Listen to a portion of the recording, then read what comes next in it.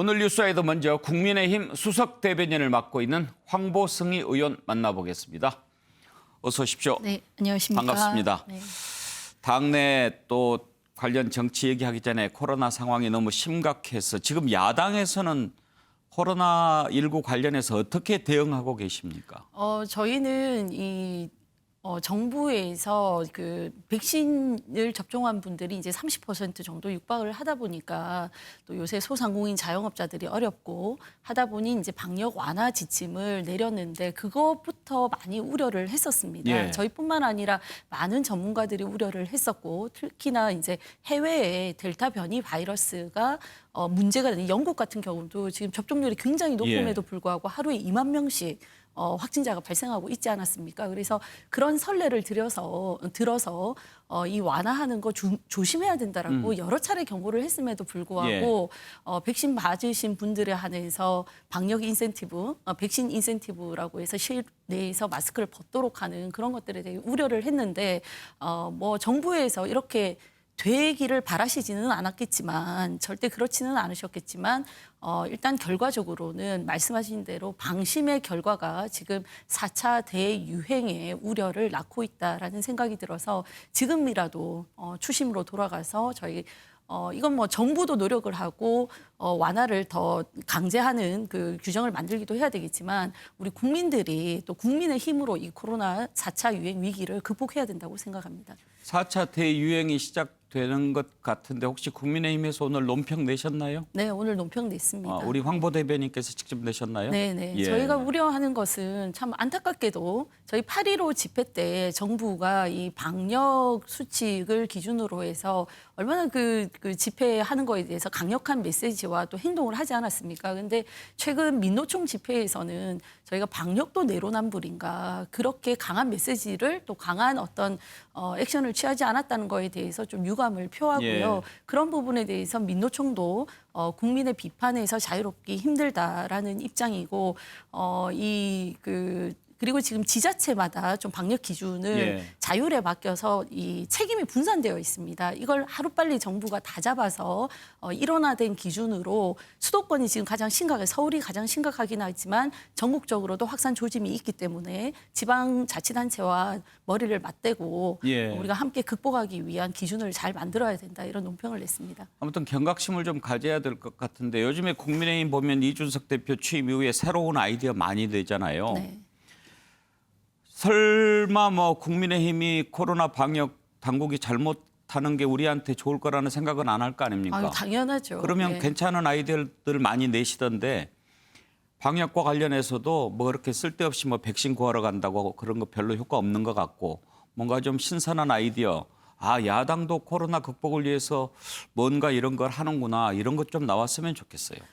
저희 머리를 맞대고 많이 전문가들 의견을 많이 들으려고 하고 있고요. 그리고 백신 확보를 위해서 야당에서도 굉장히 노력을 많이 하지 않았습니까? 우리 최영두 박진 의원님은 사비를 들여서 미국에 가셔서 또 백신 수급에 대한 노력을 하셨고 지금 그 이스라엘하고 백신 수합 되어서 백신 공백을 지금 빨리 극복하려고 하고 있는 것도 저희 야당에서 선제적으로 낸 아이디어가 지금 실현화되고 있다는 생각입니다. 근데 지금은 정부뿐만 아니라 여야 정치권 그리고 국민들이 이 4차 대유행만은 반드시 막아야 된다는 생각으로 스스로 방역 수칙을 잘 준수하시는 것이 1차이지 않을까 생각합니다. 예, 하도 코로나 상황이 좀 걱정이 돼서 그 얘기부터 해봤습니다. 자, 나는 국대다. 제목이 그거였죠. 네. 국대가 국가대표 이런 뜻이지만 이제 국민의힘 대변인 그걸 뽑는 건 이제 제목 잘 지은 것 같아요. 네. 저도 좀 봤는데 참 그 젊은 대변인들 대단하던데요. 정말 저 보면서 내가 나가도 떨어졌겠다 싶었어요. 저도 위기감이 살짝 들었습니다. 아주 흥행 성공했는데 이제 다 뽑힌 거죠? 네, 4명 대변인 2분 또 상근 부대변인 2분 해서 4명이 뽑힌 상태고요. 임명장을 줬습니까? 임명장은 내일 최고위원회에서 임명을 하고 임명장 전달을 할 예정입니다. 예. 김현주 부대변인인가요? 네. 이제 김현주 부대변인은 뭐 워낙 유명한 분이고 그분이 전문 MC 1호예요. 맞습니다. 네. 사실 그런 분이 국민의힘 대변인에 지원한 것도 화제가 됐었는데 전체적으로 이번에 많은 사람들이 몰렸지 않습니까? 네. 그 이유를 국민의힘에서는 어디에서 찾았습니까? 공당에서 당직을 가지고 공개 오디션을 한 것이 거의 이번이 최초인 것으로 알고 있습니다. 더군다나 이 정부가 기회는 평등하고 과정은 공정하고 결과는 정의로울 것이라고 했지만 결국 그것이 특히 청년들에게 조국 전 장관의 자녀 문제 그리고 추미애 장관의 자녀 아들 문제 그리고 인국공 사태 이런 것들을 보면서 이 공정이라는 가치가 대한민국에서 무너졌다. 그리고 청년 세대일수록 평등한 기회에서 내가 무언가를 노력해서 나의 노력과 그 능력으로 뭔가를 쟁취할 수 있는 기회가 점점 더 박탈되어 간다는 그런 위기감이 있었던 것 같습니다. 근데 저희가 정치도 과거에 뭐 인맥이나 여러 다른 요인들에 의해서 정치권에 이렇게 진입했던 것을 모든 국민에게 평등한 기회를 제공하고 거기서 실력 있는 분들을 공개 경쟁을 통해서 뽑겠다고 한 것이 젊은 세대뿐만 아니라 전 세대에 굉장히 큰 매력적인 요소였던 것 같고요. 예. 저희가 처음 이 공모하신 분들이 564명, 141대 1의 경쟁률이었거든요.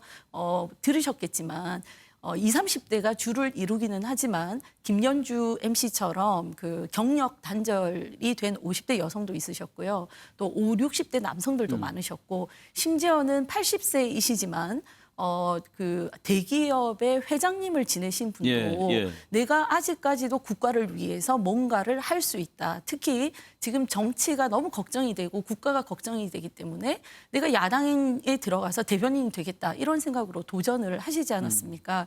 그리고 뭐 배우 출신도 도전을 하셨고 우리 국회 보좌진 또 사무처에 있는 직원들도 당에 간판이 되는 일에 한번 도전해보자 하고 신청을 하셨거든요. 그래서 다양한 스펙트럼을 가지신 분들이 또 다양한 연령대에 다양한 경력을 가지신 분들이 관심을 갖고 신청을 하셨고 그래서 네. 흥행에 성공했다고 생각합니다. 그래요. 지금 이 성공을 바탕으로 대선 후보도 이렇게 토론 배틀로 좀 뽑겠다. 이준석 대표가 그런 생각 갖고 있습니까? 네, 그런 생각을 가지고 있는 것 같습니다. 그러면 그렇게 할 것 같습니까? 근데 이제 이 토론 배틀이라는 걸 보셨겠지만 굉장히 순발력을 많이 그래요. 보게 되고요. 예. 또 이제 프로그램 이제 종편 채널에서 방송을 하다 보니까 이제 방송의 어떤 흥행적인 측면 이런 것들도 가미가 되어야 되기 때문에 굉장히 긴박하게 이렇게 진행이 되는 것이었습니다. 예. 근데 제일 중요한 것은 이제 정치라는 것이 말과 글로 자신의 생각을 표현하고 그것으로 국민을 설득하고 또 이해시킬 수 있고 한 그 소통이 돼야 되는 부분이기 때문에 토론을 통해서 본인들이 갖고 있는 우리 대선 주자들께서 본인들이 갖고 있는 가치를 전달하는 거 굉장히 중요하기는 하지만 거기에 또 많은 뭐 순발력이라든가 그 기술적인 부분들이 예. 들어가야 되기 때문에 그것을 각 후보들과 어떻게 이게 어떤 분들은 그런 거에 능하실 거고 어떤 분들은 좀 불리하다고 생각하실 수 있기 때문에 모두가 합의하는 어떤 선에서 토론 배틀도 이루어져야 하지 않나 이런 생각을 좀 하고 있습니다. 네. 대선 후보도 토론 배틀로 뽑겠다라고 하는 것에 대해서 다른 최고위원이나 당내 반응은 어떻습니까? 아직 공론화된 단계는 아니고요. 근데 저희가 이번 서울시장, 부산시장 보궐선거를 할 때 당의 어떤 당심도 중요하지만 국민이 어떻게 생각하느냐가 중요하다라고 생각을 해서 여론조사 비율에 있어서도 100% 국민 여론조사를 했고요.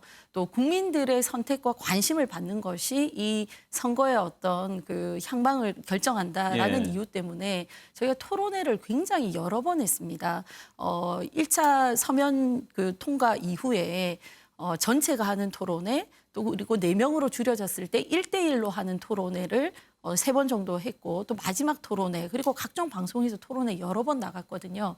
그 과정에서 후보들이 갖고 있는 비전이나 철학이나 서울 부산시를 어떻게 바꾸겠다 하는 그런 가치관들이 많이 표현이 되었기 때문에 거기서 시민들이 선택을 하시는데 굉장히 영향을 받았다라고 예. 생각을 하거든요. 그래서 이번 대선에서도 저희는 국민들께 이게 뭐 기존에 우리가 대변인을 뽑았던 토론 배틀의 형태일지 어떨지는 모르겠지만 여러 차례에 국민들 앞에 서서 본인들의 철학과 가치 또 좋은 정책들을 재미있게 또 의미 있게 소개할 수 있는 기회를 많이 만들어야 된다라고 생각하고 있습니다.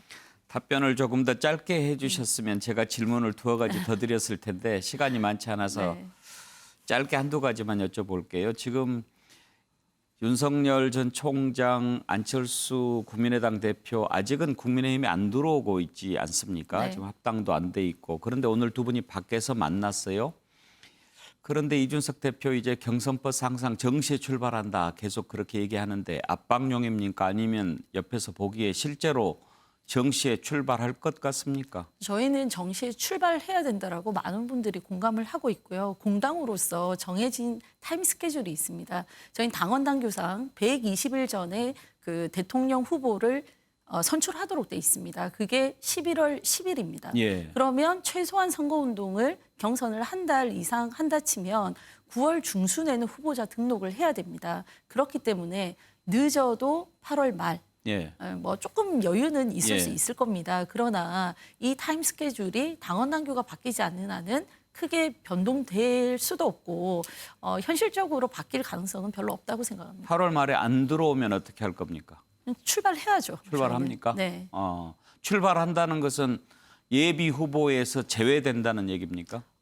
근데 뭐 여러 가지 이제 상황이 있겠죠. 저희 자체에서 이제 자강론으로 저희 후보를 정하는 방법이 있을 것이고 또 서울시장 후보처럼 서울시장 선거 때처럼 또 저희 후보와 마지막 뭐 또 단일화를 하는 방법도 있을 수는 예. 있겠지만 그걸 쉽게 지금 뭐라고 단언하기는 힘들 것 같습니다. 알겠습니다. 끝으로 오늘인가 김재원 최고위원이 요즘 가짜 수산업자 김 씨인가요? 아주 좀 논란이 많지 않습니까? 네. 그런데 그 김 씨 사면을 놓고 청와대 책임이 있다 이렇게 얘기를 한 것 같은데 김재원 최고가 혹시 실언한 거 아닙니까? 그분이 문재인 대통령이 취임하시고 난 이후에 2017년 12월 달에 사면이 되신 것은 맞고요. 네. 그게 어떤 과정을 통해서 사면이 되었는지 또 어떤 인맥이나 여러 힘의 작용에 의해서 되었는지에 대해서는 추후에 좀 살펴볼 문제가 있다. 이런 측면에서 말씀을 하신 것 같고 예. 의원님께서 비장의 무기를 갖고 계신지는 제가 잘 모르겠습니다. 오히려 국민의힘 관련 의원들 얘기가 많이 나오지 않았습니까? 여야 할 거 없이 지금 언급이 되고 있고요. 뭐 박지원 국정원장 예. 성함도 나오고 있지 않습니까? 그래서 뭐 그분 입장에서는 사기 전과를 갖고 계신 분이고 예. 전방위적인 어떤 활동을 하신 것 같기는 하지만 거기에 저희가 뭐 이권을 줬다던가 이런 것들은 아직 없는 것으로 알고 있습니다. 예. 하여튼지 그런 사람 때문에 막 이렇게 나라가 흔들리고 그래서는 안 되겠죠. 맞습니다. 예. 네. 오늘 나와 주셔서 감사합니다. 기회가 되면 또 뵙죠. 네, 고맙습니다. 예, 고맙습니다. 예, 국민의힘 수석 대변인 맡고 있는 황보승희 의원 만나봤습니다.